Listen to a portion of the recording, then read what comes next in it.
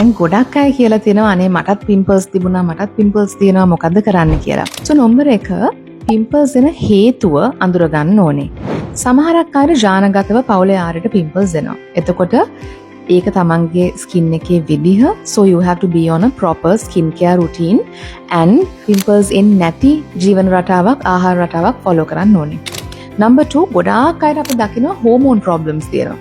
කියන්නේ හරියට periods හැදෙන්නේ නැහැ, polycystic ovarian syndrome තියෙනවා, testosterone වැඩි check කරලා බලනකොට.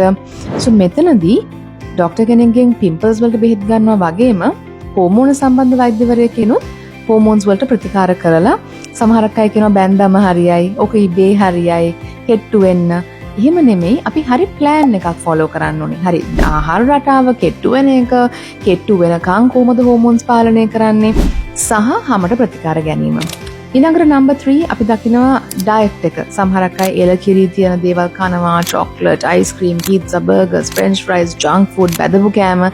ඉතින් කොහොමද ක්‍රීම් එකකින් ට්‍රීට්මන්ට් එකකින් පිම්පල්ස් අනීප වෙන්නේ? So අපි ඩයට් චේන්ජස්, ලයිෆ්ස්ටයිල් චේන්ජස් නිදා ගන්න ඕනේ, හරියට නිින්දක් නැහැ.